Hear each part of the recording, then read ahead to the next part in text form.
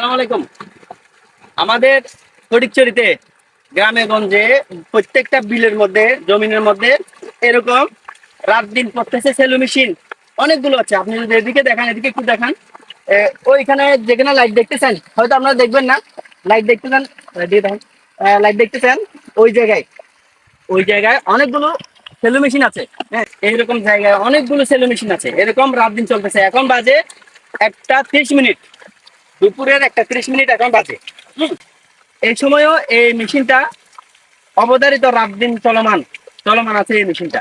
হ্যাঁ, তো এখন এই মেশিনটা যদি এরকম চলমান থাকে আগামী 1-1.5 বছরের মধ্যে, আমি মনে করি আমাদের মতো এরকম যারা গ্রাম আছে, ফটিকছড়িতে বিভিন্ন গ্রাম আছে যেখানে আমরা কোনোদিন পানি সংকট দেখিনি, ইতিমধ্যে দেখা যাচ্ছে বিভিন্ন মানুষের কল বন্ধ হয়ে গেছে, পানির টিউবওয়েল বন্ধ হয়ে গেছে।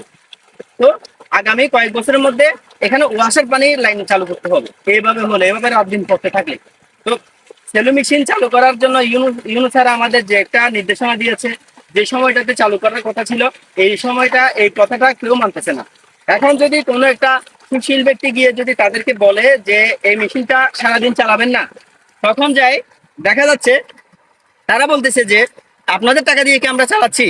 আমরা তো কারো টাকা দিয়ে চালাচ্ছি না, কারেন্টের বিল দিচ্ছি আমরা, মোটর কিনেছি আমরা, তো এরকম সারাদিন চলবে, সেটা আমাদের টাকা দিয়ে চলতেছে, এরকম ধরনের কথা বলতেছে। যেহেতু বলা সম্ভব না, সুতরাং এটা প্রশাসনের দৃষ্টি আকর্ষণ করতে হবে। আর এইভাবে যদি পানি চলমান থাকে, রাত দিন যদি চলমান থাকে, তাহলে ভূগর্ভস্থ পানিগুলো শেষ হয়ে বাংলাদেশ বড় ধরনের ভূমিকম্পের মধ্যে পতিত হতে পারে। আমি এই সেলো মেশিনগুলো, এই মোটর ফার্মগুলো, মোটর ঝর্ণাগুলো বন্ধ করার বিরুদ্ধে কথা বলতেছি না। আমি কথা বলতেছি একটি নির্দিষ্ট সীমাবদ্ধতার মধ্যে আইন অনুযায়ী, আইন মান্য করে মেশিনগুলো চালু থাকবে এবং উৎপাদন অব্যাহত থাকবে। উৎপাদন কাজও যাতে ব্যাহত না হয়, পরিবেশও যাতে ব্যাহত না হয়। আপনি দেখতেছেন এই মেশিনের পাশে যে ধানগুলো আছে, এই ধানগুলো একসময়, এই ধানগুলো কাটার পরে নাড়াগুলো আমরা পরিষ্কার করে ওই জায়গার মধ্যে আমরা ফুটবল খেলতাম। হ্যাঁ, বিভিন্ন ধরনের ম্যাচ খেলতাম আমরা এই জায়গার মধ্যে।